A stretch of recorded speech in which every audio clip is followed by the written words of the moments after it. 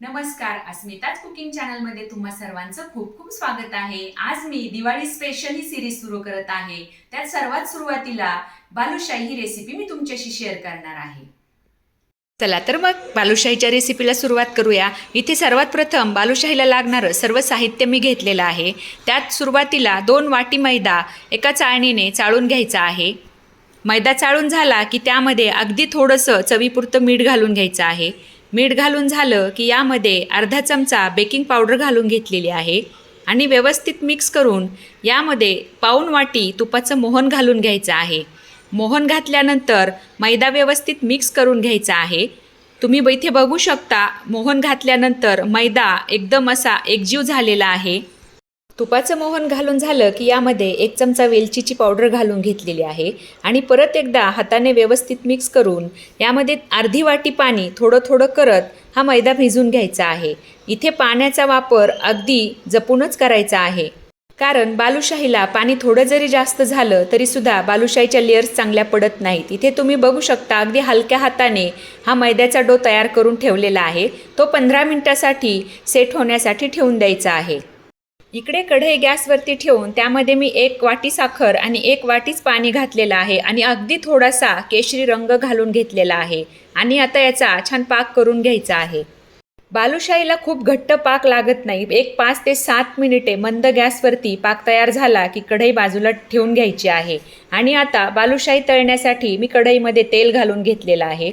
आता बालुशाहीचं तेल हे अगदी खूप कडकडीत गरमसुद्धा करायचं नाही, त्यामुळे गॅस कमीच ठेवायचा आहे आणि आता हाताने बालुशाही छान वळून घ्यायची आहे, परंतु बालुशाही वळताना जास्त जोर द्यायचा नाहीये। अगदी हलक्या हाताने एक गोळा करून त्यामध्ये मध्ये छिद्र करून त्याला अगदी थोडासा दाब द्यायचा आहे।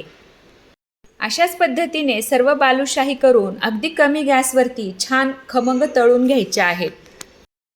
खरं तर बालुशाही बनवायला अगदी सोपी आहे। बाकीची जेवढी प्रोसिजर पटकन होते तेवढं बालुशाहीला तळण्यासाठी थोडा वेळ जास्त लागतो आणि इथेच जर तुम्ही थोडीशी मेहनत जास्त घेतली तर अगदी आचारी किंवा हॉटेलसारखी बालुशाही तयार होऊ शकते।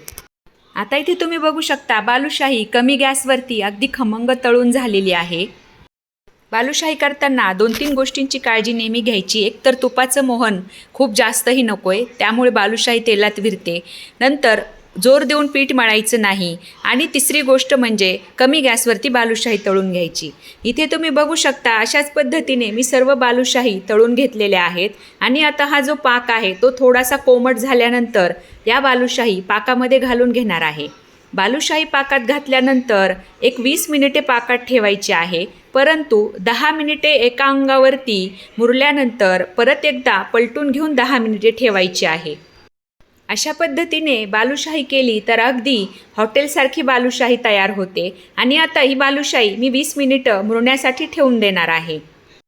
इथे सर्व बालुशाही पाकामध्ये मावली नाही, त्यामुळे मी नंतर काही बालुशाही पाकामध्ये घालून घेणार आहे।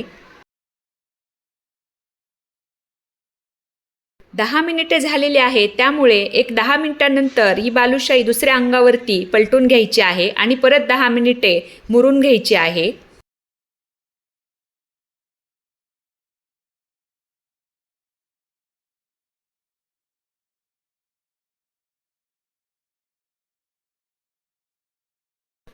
वीस मिनिटे बालुशाही मुरल्यानंतर ती मी एका डिशमध्ये आता काढून घेत आहे।